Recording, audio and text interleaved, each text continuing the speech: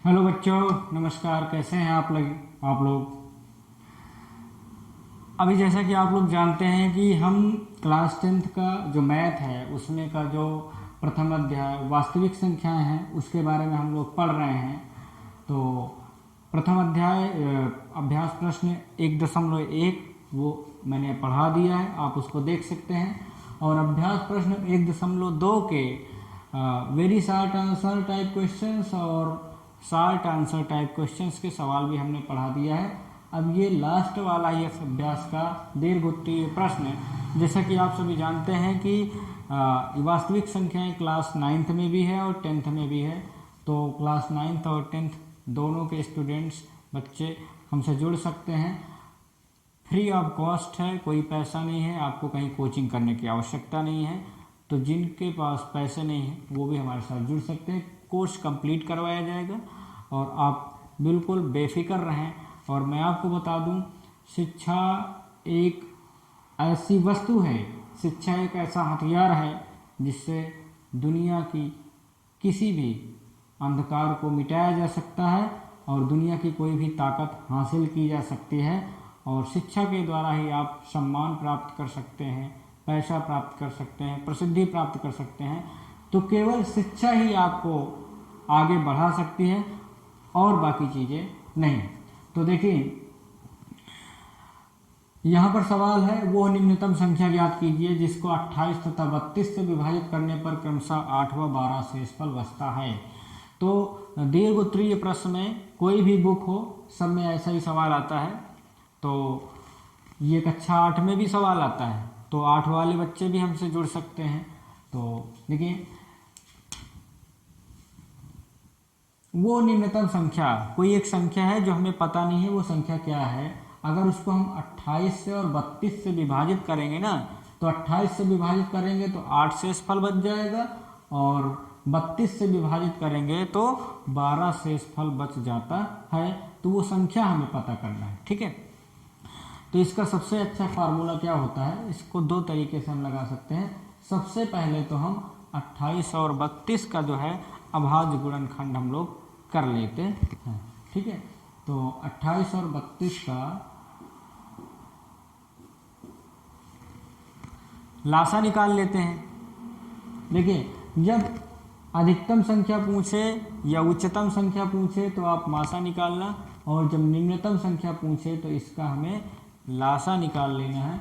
तो चलिए देखते हैं इसका लासा क्या होता है। ये अभाज्य गुणनखंड विधि से लासा है। तो देखिए, 2 एकन्नम 2 चौको 8, 2 एकन्नम 2 छंग 12 और 2 सत 14, 2 8 16।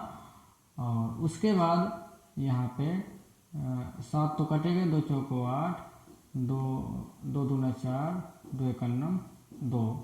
तो इस प्रकार से इसका जो है ये आ गया अभाज्य गुणनखंड, इसको कहते हैं या लासा कह सकते हो। अब इसका लासा निकाल लेते हैं, कितना लासा है देखिए। तो 2 यहाँ पे लिख लेते हैं, 2 गुणे 2 गुणे 2 गुणे 2 गुणे 2 और यहाँ पे 7 गुणे 7, 1 2 3 4 5, 1 2 3 4 5 ये। तो 2 दूनी 4, दूनी 8, दूनी 16, दूनी 32, 32 गुणे 7 देखें करते हैं, 7 दूना 14 और 7 त्रिक 21, 21 1 22। तो 224 जो है इसका लासा आ जाता है। 28 और 32 का लासा कितना आ जाता है, 224 आ जाता है, ठीक है। लेकिन शेष फल बच जाता है। तो हम क्या करें, अगर 224 में से 8 + 12 जितना शेषफल बचता है उसको हम घटा देते हैं, तो निश्चित रूप से वो संख्या हमें प्राप्त हो जाएगी जिससे अगर हम भाग देंगे तो ये संख्याएं पूरी पूरी विभाजित हो जाती हैं। देखिए, 224 - 12 8 20, तो कितना आ जाता है, 204 आ जाता है। 204, 4 2 0 गए 2, तो 204 वो निम्नतम संख्या है जिसको अगर 28 और 32 से भाग करेंगे तो 8 व 12 शेषफल बच जाता है। एक दूसरा तरीका और होता है, मैं वो भी आपको बता देता हूँ। तो सबसे पहले क्या करें, 28 से भाग देते हैं। तो 28 में से 8 घटाएं तो यहाँ पे आता है 20 आ जाता है। और 32 से अगर भाग देते हैं उस संख्या तो 12 से शेषफल बचता है, तो 0 और 3 में से 1 गए 2, 20। अब इनका नहीं, ऐसे मत लगाइए, तो ऐसे ही सवाल आप लगा सकते हैं इस टाइप के। तो सबसे पहले क्या करना है, जो संख्याएं हैं जिससे हमें भाग देना है उनका हम निकाल लेते हैं लासा। लासा निकालने पर जो आता है लासा, उसमें से जो ये संख्याएं होती हैं शेषफल, इनको जोड़कर उससे घटा दिया जाता है, तो वो संख्या हमें प्राप्त हो जाती है। ठीक है, तो इस टाइप का आपका ये सवाल लग जाना चाहिए। मतलब कोई भी सवाल आए इस टाइप का ऐसे ही लगाना है, ये आप मान के चलें। तो इसको हम मिटा देते हैं, अगला सवाल देखते हैं।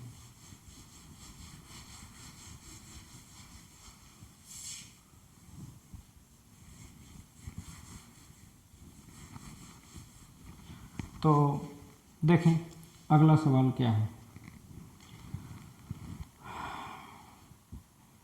एक गोलाकार क्षेत्र का परिमाप 360 किलोमीटर है। कोई एक गोलाकार क्षेत्र है ये, और इसका जो परिमाप जो है वो है 360 किलोमीटर। और हम जानते हैं कि वृत्त का परिमाप 360 डिग्री का होता है, तो गोलाकार है तो 360 तो रहेगा ही। 3 साइकिल सवार इस प्रकार से चलना प्रारंभ करते हैं। एक साइकिल सवार यहाँ है, एक यहाँ, इस प्रकार से 3 साइकिल सवार जो है इस पर चलना प्रारंभ करते हैं कि एक दिन में 48, 60 और 72 किलोमीटर की यात्रा करते हैं। ठीक है, तो इसमें 3 सवार हैं तो तीनों अलग अलग यात्रा करते हैं।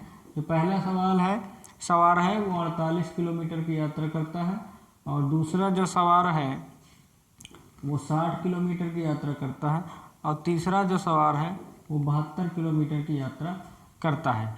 तो वे दोबारा एक स्थान पर कब मिलेंगे? जब ऐसा सवाल आता है तो निश्चित रूप से उसमें हम क्या कर लेते हैं, उसको हम HCF निकाल लेते हैं। दोबारा कब एक दूसरे से मिलेंगे, तो उसका हम HCF निकाल लेते हैं। उसके बाद देखते हैं तो कितना, 48, 60 और 72, इनका हम निकाल लेते हैं पहले HCF। 48, 60, 72। तो इसका HCF कई तरीके से निकाल सकते हैं हम, चाहे तो इस विधि से निकाल सकते हैं।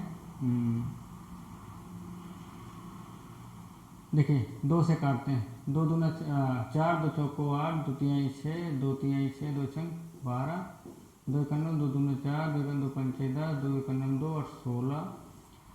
अब 3 से काटते हैं, 3 चौक 12, 3 5 15, 3 छंग 18। ठीक है, तो ये इस विधि से मासा जब निकालते हैं तो इसमें हम तब तक काटते हैं जब तक एक ही संख्या से सभी संख्याएं कट जाती हैं। तो अब देखिए 4 अलग संख्या से कटेगा, 5 अलग संख्या से, 6 अलग संख्या से। तो अब इसके बाद नहीं काटेंगे, इनको हम मल्टीप्लाई कर लेते हैं। 2 गुणे 2 गुणे 3, 2 दूना 4 3 12। तो मासा कितना आया, HCF आया इन तीनों का 12। ठीक है, अब वो कितना राउंड चलते हैं, वो 360 डिग्री पर जो है 360 किलोमीटर जो है वो चलते हैं। तो 12 दिन, तो इनको कितना समय लग रहा था, तो 12 किलोमीटर यात्रा, एक दिन में इतने किलोमीटर यात्रा ये लोग करते थे। तो तीनों जो है 12 किलोमीटर की यात्रा अधिकतम करते हैं। अब 360 टोटल चलता है, तो 360 को 12 से हम भाग दे देते हैं, तो पता चल जाएगा कि कब वे एक दूसरे के साथ इकट्ठा मिल जाएंगे। तो 12 3 36, तो यहाँ पे आ जाता है 30 दिन। 30 दिन बाद जो है वो आपस में एक जगह फिर आके मिल जाएंगे। इस तरह से ये सवाल लग जाता है। तो टोटल वो जो गोलाकार मार्ग है उसकी लंबाई कितनी है, उसकी लंबाई है 360 किलोमीटर। और जो पहला साइकिल सवार है वो 48 किलोमीटर जो है एक दिन में चलता है, और जो दूसरा साइकिल सवार है वो 60 किलोमीटर चलता है। तीसरा साइकिल सवार 72 किलोमीटर एक दिन में चलता है। तो तीनों जो है अधिकतम एक दिन में कितना चलते हैं, तो 12 किलोमीटर जो है वो तीनों एक दिन में अधिकतम जो है वो चलने का प्रयास करते हैं या चलते हैं, ये कह सकते हैं। ठीक है, तो 360 जो टोटल एरिया है, कह सकते हैं रास्ता है, वो 360 किलोमीटर का है। एक दिन में अधिकतम 12 किलोमीटर चलते हैं, तो उस पूरे रास्ते को कब नाप लेंगे, तो 12 से 360 पे भाग देते हैं तो 30 आता है। ठीक है, 12 36 0, तो 30 दिन में बाद 30 दिन बाद जो है वो एक साथ जो है फिर आपस में मिल जाएंगे उसी एक पॉइंट पर। जैसे यहाँ से चले थे तो आपस में 30 दिन बाद यहीं पर आके मिल जाएंगे। तो इस प्रकार से ये सवाल आपका लग जाता है। अब देखते हैं अगला सवाल क्या है। अगला सवाल इसको मिटा दें, फिर उसके बाद देखते हैं। तो इस तरह से जब भी आपका कोई सवाल आता है तो आप निश्चित रूप से HCF निकालिए, उसका आपका आ जाएगा सवाल। अब अगला सवाल है, एक 15 मीटर 17 मीटर लंबे व 9 मीटर 2 सेंटीमीटर चौड़े छत में वर्गाकार टाइल लगाना है, उसमें कितना टाइल्स लगेगा। तो देखिए, एक ये छत है, ये छत है, वर्गाकार टाइल्स लगाना है, तो ठीक है, ये एक छत है और छत की जो लंबाई है वो है 15 मीटर और 17 सेंटीमीटर लंबी ये छत है, और जो इसकी छत की चौड़ाई है वो 9 मीटर है और 2 सेंटीमीटर है। ये हो गया लंबाई और चौड़ाई छत का। ठीक है, और इसमें क्या है, टाइल्स लगाना है। वो टाइल्स कैसे लगेंगी, वर्गाकार टाइल्स ऐसे ऐसे लगेंगी। तो कितनी टाइल्स जो है इसमें लगेंगी ये हमको पता करना है। ठीक है, तो सबसे पहले क्या करेंगे, हम कमरे की लंबाई सेंटीमीटर में निकाल लेंगे, क्योंकि जो टाइल्स लगेंगी वो सेंटीमीटर में आएंगी, मीटर में टाइल्स नहीं लगेंगी। ठीक है, तो पहले हम सेंटीमीटर में निकाल लेते हैं, फिर उसके बाद देखते हैं आगे क्या होता है। तो कुल देखिए, छत की जो लंबाई है वो है 15 मीटर 17 सेंटीमीटर, 15 मीटर और 17 सेंटीमीटर। तो टोटल इसकी लंबाई कितना हो जाएगी, 15 मीटर का अगर सेंटीमीटर बदलते हैं तो 1500 प्लस 17 बराबर 1517 सेंटीमीटर जो है वो इसका लंबाई आ जाता है। और छत जो है, छत की चौड़ाई जो है वो कितना है, छत की चौड़ाई है 9 मीटर 2 सेंटीमीटर, तो 9 मीटर और 2 सेंटीमीटर ये छत की चौड़ाई है। तो 9 मीटर को अगर सेंटीमीटर बदलते हैं तो 100 से गुणा करना है 9, तो 900 सेंटीमीटर प्लस 2 सेंटीमीटर, तो 902 सेंटीमीटर ये आ जाता है, छत की चौड़ाई आ जाती है। ठीक है, अब क्या करते हैं हम, इसका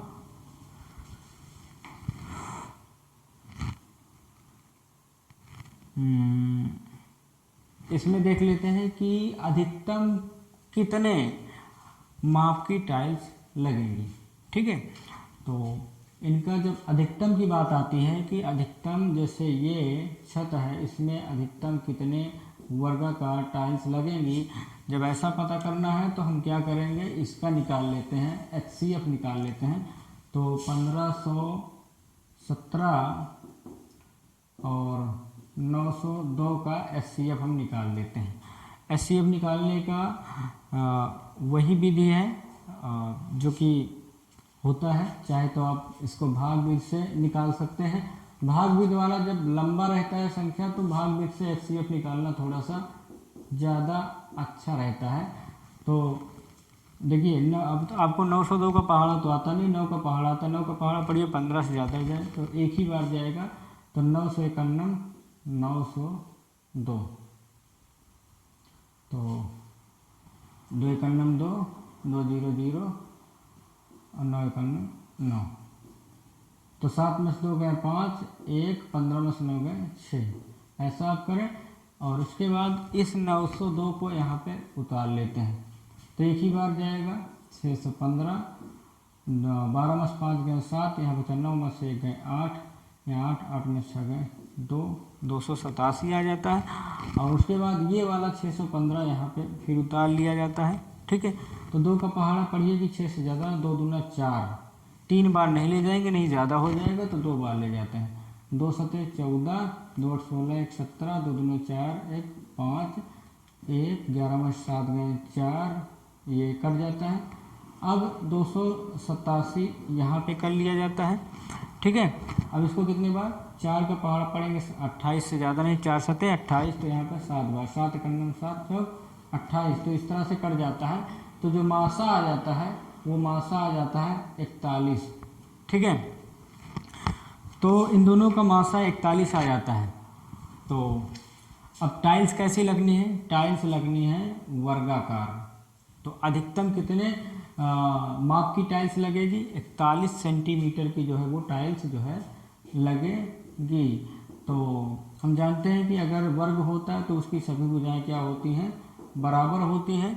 तो वर्ग का क्षेत्रफल, चूँकि जब मान लीजिए कोई छत पे अगर टाइल्स लगाया जाएगा तो पहले छत का क्षेत्रफल निकालते हैं, फिर उस टाइल का क्षेत्रफल निकालते हैं, और उस टाइल के क्षेत्रफल से उस छत के क्षेत्रफल को भाग दे देते हैं, तो पता चल जाता है कितनी टाइल्स उसमें लगेगी।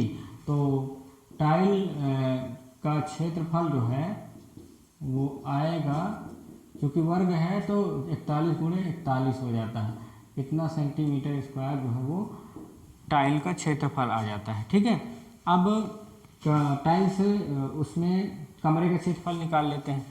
कमरे का क्षेत्रफल बराबर, क्योंकि छत है या छत कह सकते हैं कमरा, उसका क्षेत्रफल लंबाई गुणे चौड़ाई होता है। आयताकार है ना, तो उसमें लंबाई गुणे चौड़ाई एक फार्मूला होता है।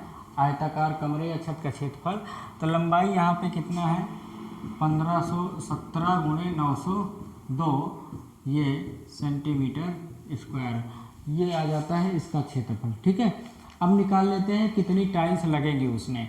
तो जैसा कि मैंने अभी बताया, एक टाइल का जो क्षेत्रफल होता है उससे कमरे के क्षेत्रफल को भाग दे दिया जाता है। तो नंबर ऑफ टाइल्स, तो टाइल्स की संख्या बराबर क्या आ जाता है, कमरे का क्षेत्रफल 1517 गुणे 902, ये छत का क्षेत्रफल है या कमरे का क्षेत्रफल कह सकते हैं, और टाइल का क्षेत्रफल कितना है 41 गुणे 41। तो इस प्रकार से जब इसको काटेंगे आप, तो जो आंसर आएगा, देखते हैं कितना लंबा लगेगा काटने में, तो मिटा के देख लेते हैं, यहाँ पर देख लेते हैं। तो 1517 को 41 से भाग देते हैं, 4 3 12, 3 51 3, 3 4 12, 11 में 3 गए 8, यहाँ बचा 4 4 2 गए 7, और 4 7 28, 7 51 7 4 28। तो यहाँ पे कितना आ जाता है, इससे इसको काटेंगे तो 37 आ जाता है। और उसके बाद इसको देख लेते हैं, 41 से देखें कटता है कि नहीं कटता है। 902, तो 4 दूनी 8, 2 51 2, और 2 चौको ऐसे 41 दूना 82 होता है। 10 में 2 गए 8, यहाँ पे कट गया 2, और 2 बार जाएगा, 41 दूना 82। तो यहाँ पे गुणे 22 आ जाता है, इससे ये कट जाता है। इसको गुणा कर लेते हैं, 37 गुणे 2 से 14, 2 3 6 7, 2 से 14, 2 3 6 7, 7 7 4 11 8। तो 814 जो है वो टाइल की संख्या है। तो कितनी टाइल्स लगेंगी, 814 टाइल्स जो है उसमें लगेगी। तो कुछ करना नहीं है, बस क्या करना है, कमरे का क्षेत्रफल या छत का क्षेत्रफल निकाल लेना है। और वो आयताकार था तो आयत का क्षेत्रफल लंबाई गुणे चौड़ाई होती है, तो लंबाई और चौड़ाई को गुणा कर देंगे तो वो कमरे या छत का क्षेत्रफल निकल आएगा।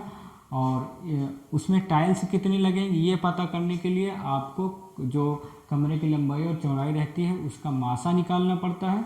तो जब मासा निकाला हमने, तो यहाँ पे जो 41 सेंटीमीटर जो है वो टाइल का एक साइड आता है। चूँकि वर्गाकार है तो वर्ग की सभी भुजाएं बराबर होती हैं, तो उसका क्षेत्रफल निकाल लेते हैं, तो ये आ जाता है। और नंबर ऑफ टाइल्स पता करना हो तो कमरे का क्षेत्रफल बटा एक टाइल्स के वर्ग का क्षेत्रफल जो है, या कह सकते हैं एक टाइल का क्षेत्रफल, क्योंकि वर्गाकार टाइल्स है तो उसका क्षेत्रफल से भाग दे दिया जाता है तो नंबर ऑफ टाइल्स आ जाता है। इस प्रकार से ये कह सकते हैं, इसको आप अपने डेली लाइफ में भी यूज कर सकते हैं। ये वाली चीज़ें जैसे कमरे में टाइल्स वगैरह लगनी रहती है, तमाम प्रकार की चीज़ें होती हैं। तो आपका ये होती जो चैप्टर है, मतलब प्रश्न है वो हल हो जाता है। कुछ सवाल छूटे हुए हैं, उसको हम अगले वीडियो में कवर करेंगे, अन्यथा वीडियो बहुत लंबा हो जाएगा। तो हमारे साथ बने रहें और चैनल को सब्सक्राइब कर लें, वीडियो को शेयर करें, लाइक करें, कमेंट्स करें। मिलेंगे अगले वीडियो में, तब तक के लिए जय हिंद। सवाल एक बार आप स्क्रीनशॉट ले लें इसका।